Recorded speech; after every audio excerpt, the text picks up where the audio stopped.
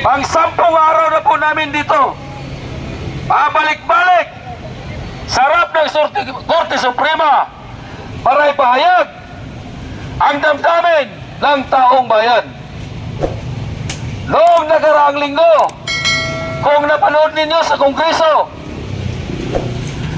bulilyaso na naman ang ebidensya ni Trilling.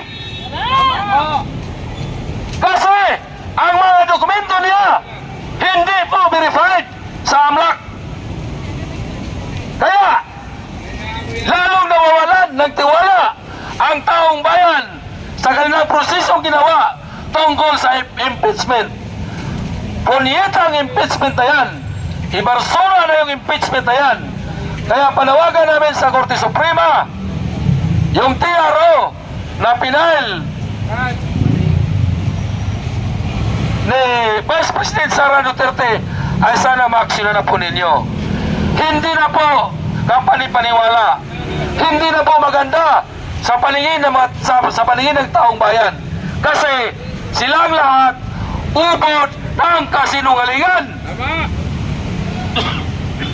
Kaya sana atupagin na lang nila yung numero 1 problema ng ating bansa. Ang kahirapan sa ating bansa. Ang extra stat tanggalin. Ang iba tanggalin. Kawawa ang mga Pilipino. Hirap ang mga riders. Lalo naghirap ang buong sambayanan. Okay lang kung ikaw ay mayaman.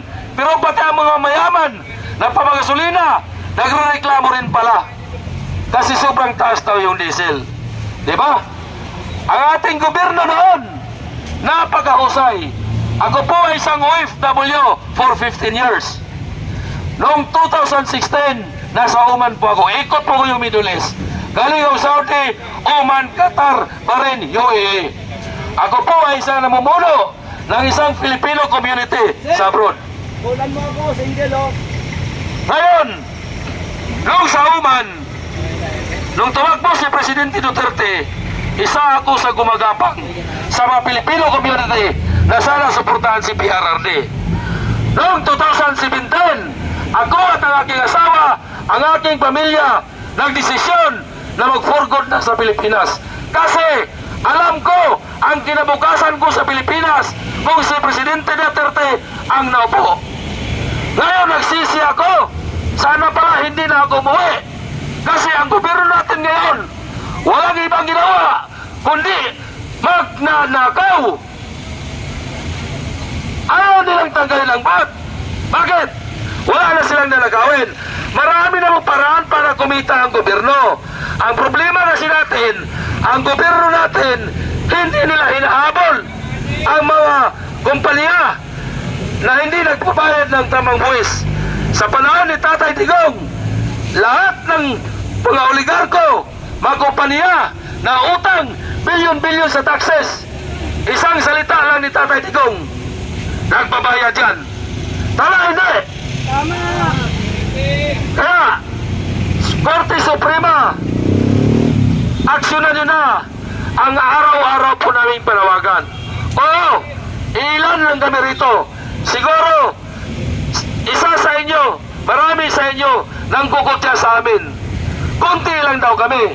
Sa totoo lang po, hindi naman namin kailangan sa ngayon na marami tayo. Ang importante, ang pinaglalaban namin, pag naipanalo po natin ito, lahat tayo mga Pilipino ang makikinabang. Lalo na ang PGH.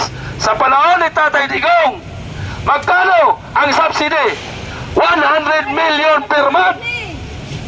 Monthly yun, 100 million. Ngayon, wala na. Ang PhilHealth, ninakaw na.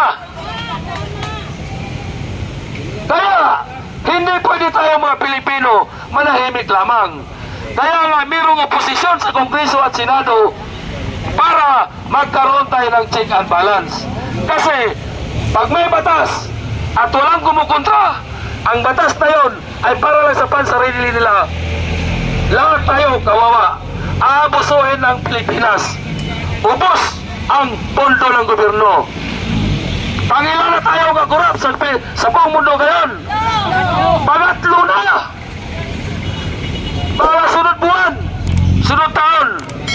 number 1 ang Pilipinas sa most corrupt country. Kawawa ang Pilipinas. Kaya panawagan ko, Mr. Bongbong Marcos, hindi mo talaga kaya ang iyong trabaho. Alam ko, presidente ka, pero alam ko rin na hindi ikaw ang nagpapatakbo sa ating gobyerno. Ang nagpapatakbo sa ating gobyerno ay yung mga advisor po ninyo nakapaligid.